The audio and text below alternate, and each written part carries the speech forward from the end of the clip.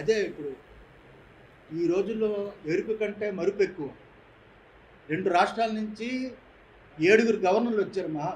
ఒక వార్షికోత్సవంలో Haryana governor, Punjab governor, Telangana governor, ఇక్కడ గవర్నర్లు వచ్చారు. హర్యానా ముఖ్యమంత్రి వచ్చాడు. కేసీఆర్ ముఖ్యమంత్రి వచ్చాడు. ఎంతోమంది ఇక్కడికి వచ్చారు. అలాగే కేంద్ర మంత్రులు వచ్చారు. ఎంతోమంది వచ్చారు. వైఎస్ఆర్సీపీ మినిస్టర్లు, ఎమ్మెల్యేలే రాలేదు. వచ్చినప్పుడల్లా నేను చెప్పాల్సింది ఎప్పుడు కూడా నెగిటివే చెప్తాను. ఎప్పుడు పాజిటివ్ పోగొట్టడం అనేది ఆ లాలస విశాఖ శారదా పీఠానికి లేదు. ఇది ఎవరిని ఆశించదు. ఈ చెయ్యి ఎవరిని ఆర్జించదు. ఎప్పుడు ఎలా ఉందో పీఠము భక్తులతోటే పెరిగింది తప్ప రాజకీయ నాయకులతో పెరిగిన పీఠం కాదు ఇది. ధర్మం కోసం నిలబడాలి అని ఇది ఒక ఆధ్యాత్మిక పీఠం. నేను పీఠాధిపతిగా కూర్చున్నాను కాబట్టి ధర్మం కోసం చెప్పాలి. నాకు ధర్మం కాబట్టి చెబుతున్నాను. కానీ నేను మామూలు స్వామిగా ఉంటే ఇవన్నీ మాట్లాడేవాడిని కాదు. నేను ఏ రోజు కూడా నా జీవిత చరిత్ర 30 సంవత్సరాలు పీఠాధిపతిగా ఉండి ఈ రోజుకి 30 సంవత్సరాల్లో పరిపాలన విషయంలో నేను ఎప్పుడు మాట్లాడలేదు. ఎప్పుడు ఏ ప్రభుత్వంలో కూడా కలుగు చేసుకోలేదు.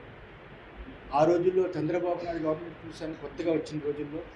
తర్వాత రాజశేఖర రెడ్డి గవర్నమెంట్ చూశాను, కిరణ్ కుమార్ రెడ్డి, రోసయ్య, మళ్ళా చంద్రబాబు, మళ్ళా జగన్మోహన్ రెడ్డి. ఏ పరిపాలనలో కూడా నేను పరిపాలన విధానంలో ఎప్పుడు కూడా తలదూర్చలేదు. ఇది మీరు గుర్తుపెట్టుకోవాలి.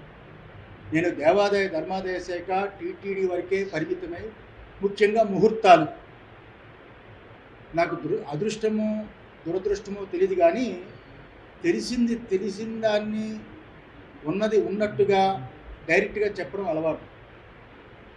లౌక్యం పెట్టడం తెలియదు. ఎప్పుడు కూడా అలా తప్పులుంటే చెప్పడమే అలవాటు. ఉదాహరణకి శ్రీశైలం ఏదైతే ఉందో ఆ శ్రీశైలం కుంభాభిషేకం చెయ్యొద్దని చెప్పింది నేను. దక్షిణాయనంలో చేయకూడదు అని ఆపింది నేను. జగన్మోహన్ రెడ్డి గవర్నమెంట్లో ఆపితే కోర్టుని మేనేజ్ చేసి ఉత్తరాయణం వచ్చింది కదా చేశారు. మాఘమాసం ఉత్తరనాసహ అని ఉంది ఆగమంలో, శైవాగమంలో. మాఘమాసంలో శైవాగమంలో శ్రీశైలం కుంభాభిషేకం చేయకూడదని ఉంది.